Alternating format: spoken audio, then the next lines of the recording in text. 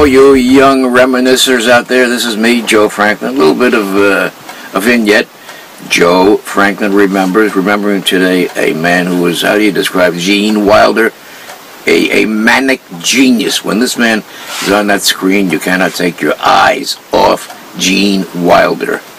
I could do hours on it. In fact, the fact that he hasn't made a movie in a long time now, he still writes books. He's written 6 or 7 books in recent days, and I've been to some of those book signings. They line up around the block, around the clock to get his autograph, and he's so charming. He is so unactory, so unpretentious. He could have been a bookkeeper, he could have been an accountant, could have been a teacher. He is so nice, he's so businesslike. As I say, he's not a performer. He's so beautiful. Gene, I mean, I could do hours just describing the man, but as for the man's career, I first saw Gene Wilder in what had to be his debut movie.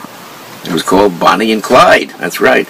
And then he struck up a friendship with an arrangement with Mel Brooks of comedy fame beyond belief, and they made a movie called The Producers with Zero Mostel and the late Dick Shawn. They were all deceased except Gene Wilder was very much alive and bouncing and vibrant and still with us.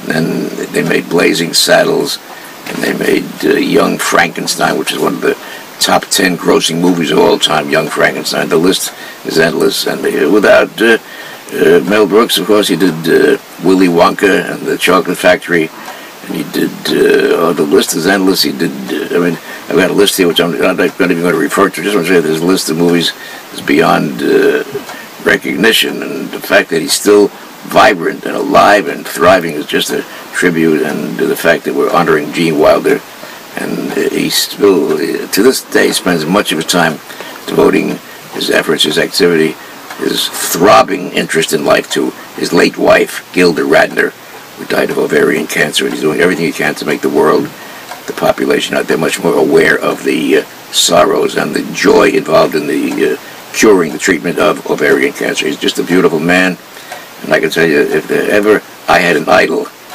it is Gene Wilder. He adored Laurel and Hardy. He adored so many people out there, and he's a legend. He's a household name. He's a young, thriving, living legend. And if I can add a few of my little maxims, I used to always ask my audience for some of these I attribute to people like Gene Wilder or Gene Wilder himself. It's nice to be important, but it's more important to be nice. You live as long as you want, and you never want as long as you live. And how about one time on New Year's Eve, I asked Al Jolson for his toast for the holiday season. He said, may you live as long as you want, may you never want as long as you live, and here's to our wives and sweethearts, may they never meet. That was the great Al Jolson. I've been honoring the late, very much with us, Gene Wilder, the one and only. We wish him much success, long life, much happiness, and keep that bounce, that undeniable, magical bounce. Gene Wilder, we love you very much. Joe Franklin, remembering.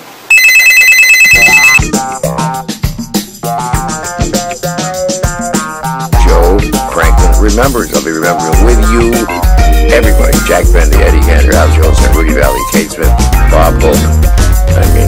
Judy Garland, Nicky Gorney, the golden age of show business, Betty Davis, everybody, and they'll give you everything in the way of behind the scenes, behind the screens, what happened on stage, backstage, and various stages of their lives. It'll be most compelling, exciting, fascinating. I'm looking forward to doing it, and I'll be proving it with you, and for your mommies and daddies, that everything old is new again. So you'll be watching for me and Joe Franklin remembers. Memory lane as it was meant to be, the best of the past. The past is not passé, it will be reminiscing all through these next many, many years. Let's be in touch as we